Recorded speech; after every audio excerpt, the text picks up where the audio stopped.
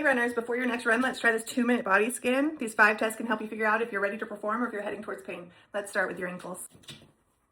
Okay, for this first test, we're doing the ankle rock wall dorsiflexion test. All you need is a wall and your foot. So what we're gonna do, about 3 inches from the wall, keep your heel on the ground, toes down, drive your knee to the wall without lifting your heel. If the heel pops up or the knee can't touch, your ankle mobility may be limiting your stride. Now, a couple things.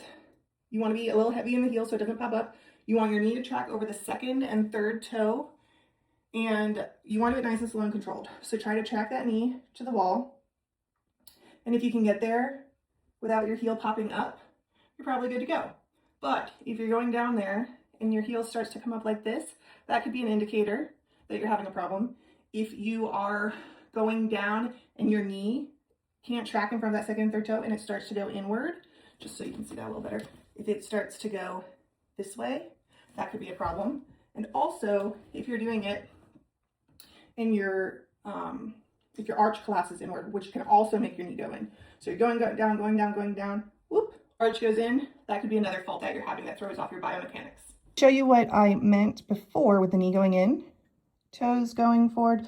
You want to be going for the second and third toe right there, going forward, but if your knee goes this way, that's a problem. If you're going forward and your arch collapses in, that's a problem. And if you're going forward and you're getting there, but your heel comes up, you also have a problem. Okay, moving on to test number 2. This is supine hip internal rotation test. And what we're gonna do, we're gonna lay on our back here in a moment, bend both knees, keep your feet flat on the floor, just about shoulder width, a little more than shoulder width apart. And then we're going to test both the left and the right hip for internal rotation. It's a pretty simple test. All you do, lay back, feet a little greater than shoulder width apart. And now you're going to, one at a time, bring your knee in towards the midline. And then you do it with the other foot. What you want to do is keep your pelvis center and straight, pointing towards the ceiling. No hip rotation and no like pushing off your foot. It's just the knee going inward and this one going inward. You're looking for symmetry. So if you notice, when I go this way, this feels pretty smooth. My foot stays flat, my pelvis stays normal, my knee goes in. But when I go this way, I get tension across the top of the hip, my knee can't go as far as the other, and my pelvis wants to lift off of the floor. So we're looking for 30 to 40 degrees of internal rotation per leg, but to keep it simple, don't even worry about 30 or 40 degrees, just think symmetry. Does one feel different than the other, or does one knee drop further than the other? Or is my foot lifting off the ground or my pelvis trying to tilt? Those are all signs that you might be lacking internal rotation of a hip. And with that, that could throw off the biomechanics that you need during your stride.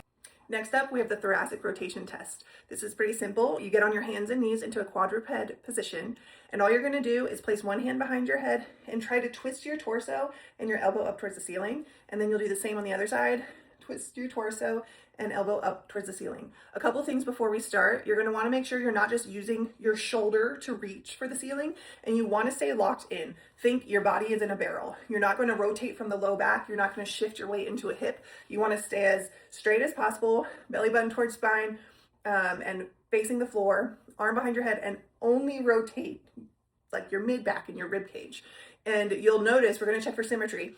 Can you go as high on both sides, or do you feel really tight and restricted on one side, or are both sides a little weak? So what we're gonna do, shift back, get on your hands and knees. Just like I said, you're just gonna put one elbow behind your head, kind of get your bearings. Don't shift into a hip, don't use that shoulder. And all you're gonna do is rotate, something that can help. You inhale here, exhale as you twist. Inhale, exhale. I opened up a little on that one. Don't mind Oso here. I'm filming this at home. And rotate to the side. This one's pretty uncomfortable for me.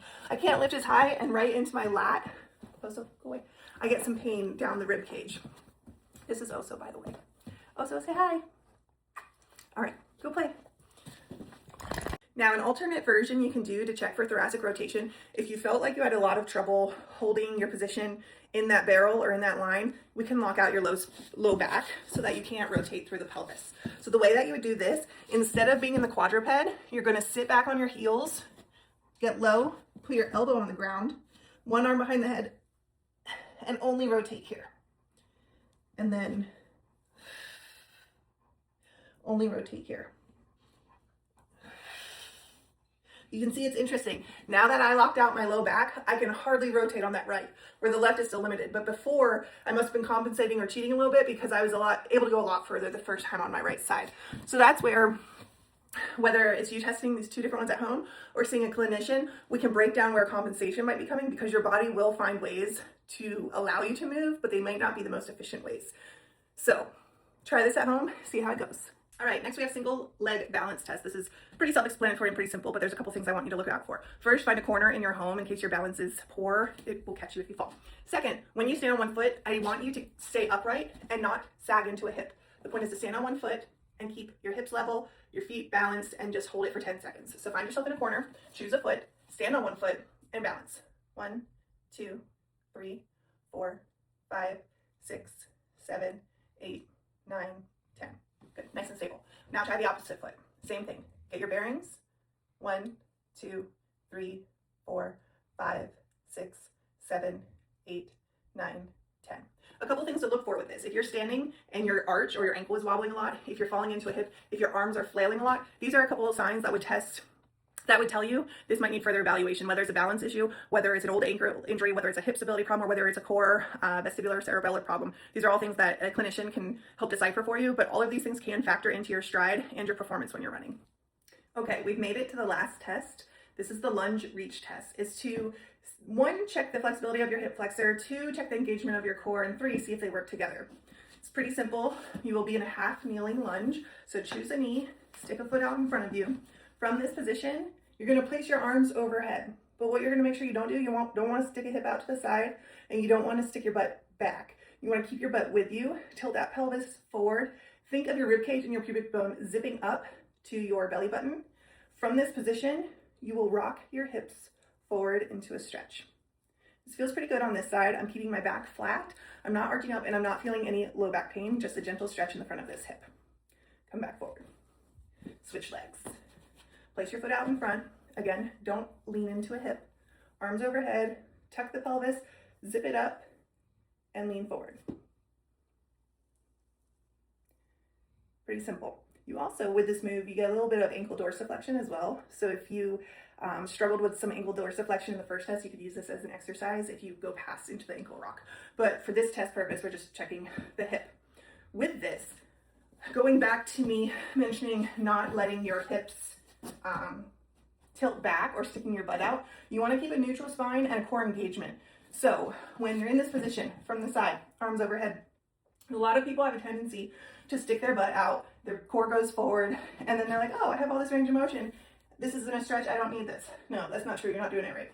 So tuck the pelvis, zip it up, strength, keep your core upright, and just by being in this position already, core engaged, pelvis tucked forward, I feel a gentle stretch in the hip flexor. It feels good, it's not a problem. And then you just lean into it. With the proper form, you won't be able to go as far as I showed you a second ago because you're locked in and engaged, protecting your low back. So with this, while I feel a stretch in the hip flexor, that's letting me know I have a little shortening there and can work on that. I'm not having any low back pain, and I'm also not wobbling and wiggling around as I translate forward. If someone's core is not engaged, they could be struggling with this, they could be shaking through the whole thing, and that's a sign that either you have core instability or like a neuromuscular issue where the core doesn't know how to hold you while you're moving. And if you think about that when you're running, that could cause some problems too with your form and lead to a lot of compensations and a potential injury. But half kneeling rock, foot in front, core engaged, butt tucked, arms overhead, slightly lean forward. All right, guys, we made it through the 5 tests. I hope that this has brought some value to you and that you've maybe figured out a couple of issues that you can work on. If you look in the guide below, there's some exercises that pair with each test that can help you get through some of those movement issues. If you scored pretty low on the test, though, it might be time for you to book a running assessment with myself or another professional in your area. I'm located in Northern Virginia in the Vienna-Tysons area, and I would love to help you figure out where we can improve on your running to help you run stronger and longer. I look forward to hearing from you, and if you liked this content, look forward the next guide. It will be pain versus progress, how to know if you're pushing through injury or if what you're feeling is normal. I look forward to seeing you there.